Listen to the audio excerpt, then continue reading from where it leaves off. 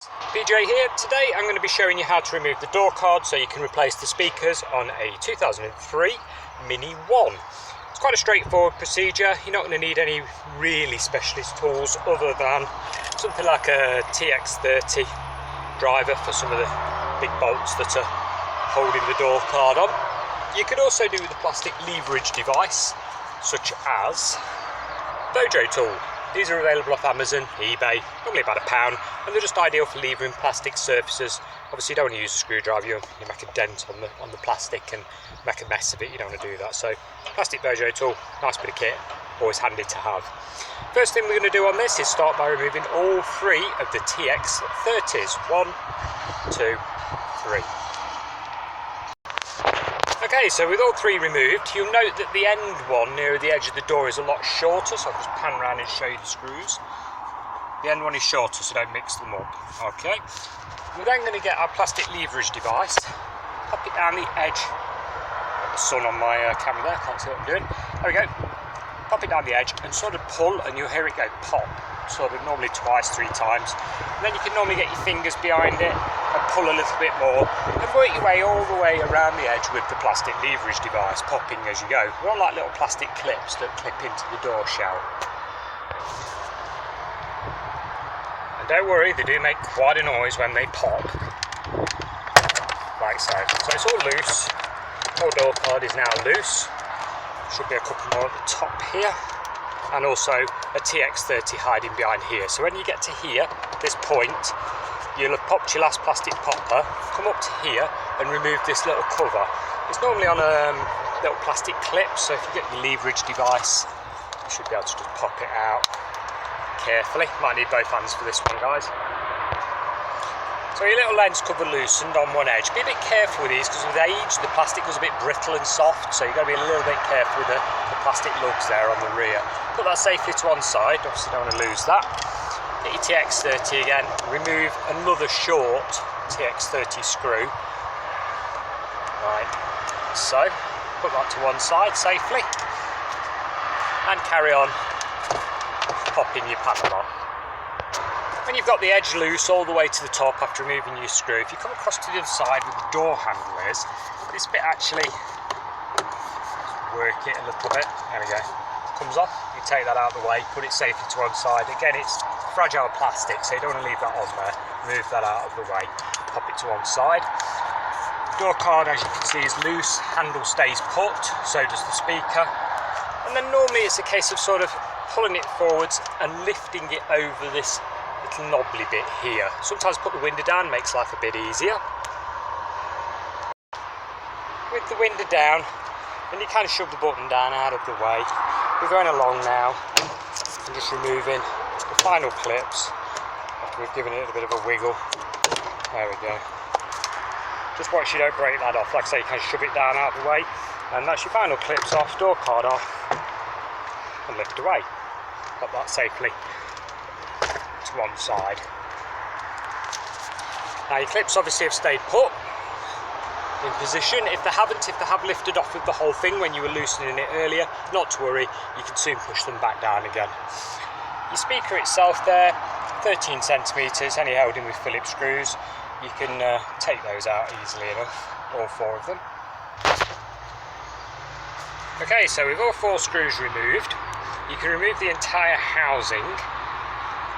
And as you can see, there's not much depth, yeah? So, literally that is all you've got. Yeah, there's not a lot of depth there. There's an example, if I get one of the large mounting screws, that's how deep it is. Not very deep at all. I'd say you've probably got 1.5 inches.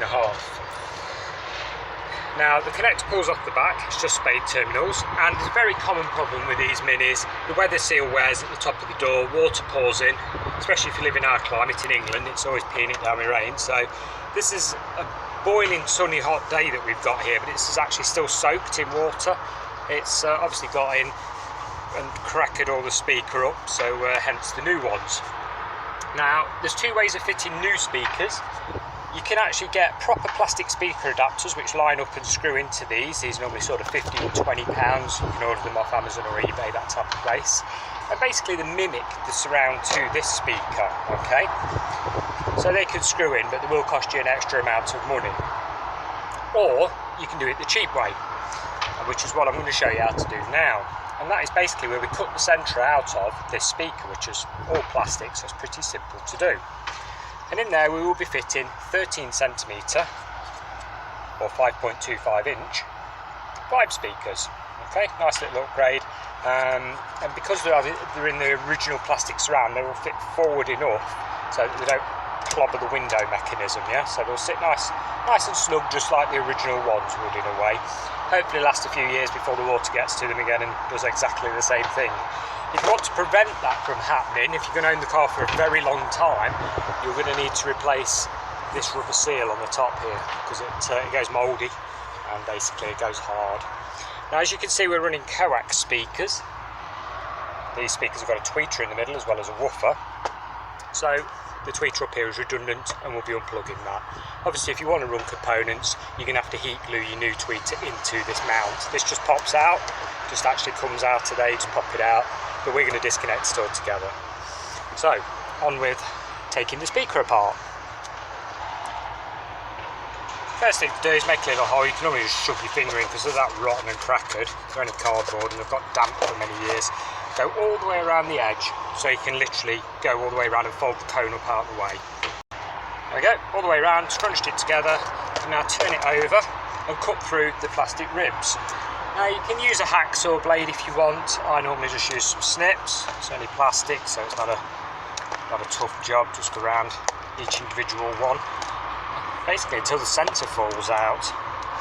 I'd say not a hard job, not time consuming in any way. There we go. I'll finish that off. And so what you are left with, after you've snipped everything away, is the core. Throw that away, and there's your plastic ring, which is very much what the aftermarket fitment plastics are moulded off, so you are saving a few pounds doing this. You can then turn it back over, and you can put your speaker, I'll just find my speaker, I've lost my speaker, there we go, get it the right way round, that's the top, and drop your speaker. Get the camera angles right, guys. Doing about 10 things at once here, sorry. Right, pop that into the middle, and as you can see, it lines up. We're going to drill some holes into the plastic, put some self-tapping screws in to mount the speaker. Okay, so if you line your speaker up so all the lugs are sitting evenly around the edge, mark out where you're going to be drilling, and then drill your holes. Remove your speaker obviously from the frame, you don't want to damage it, so just drill your holes after you've marked them. It's only little plastic bits, so it's quite simple to do. We've drilled all four now. We're going to mount the speaker, put the self-tappers in. So the speaker nicely mounted on, there we go. Wiring connectors I've made up, just popped on there. And on the other end we're going to put some spade connectors on the cable. And that is because, on the car end, we're going to plug directly into them. So when these are on, they're going to shove straight into there. We'll tape it all up. As for your colour coding, you've got yellow with a brown stripe and yellow with a red stripe. Yellow with the red stripe is your positive terminal. So we'll go ahead, connect all that up and screw it back into the door. And there we are, fully reassembled, all the screws back in place. It does look quite neat and factory. Like I say, you don't have to buy the adapters. If you do buy the plastic adapters, they come with a little wiring harness that connects between the speaker and the original wiring harness. Saves you making one up like I've just shown you. Go ahead and test it before you put your door card back on. Obviously you need to make sure it works and everything. If it doesn't work and your original speaker doesn't work, then more than likely the wiring inside this rubber grommet has snapped. That's quite common on these cars. With it going in and out, it sort of crunches it over time. You'll have to run new cabling through the door jamb and through into here. Now, I can't show it you working. I'm sure you'll know what the speaker sounds like because I'm actually going to be fitting a new radio to this car, and on that I will give you the part numbers for some bits if you are going to fit a new radio yourself into one of these early BMW Minis.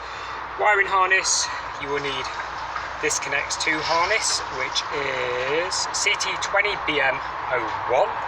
You'll also need a fascia adapter, which looks like that. Again, made by Connects2. Again, available on Amazon and stuff.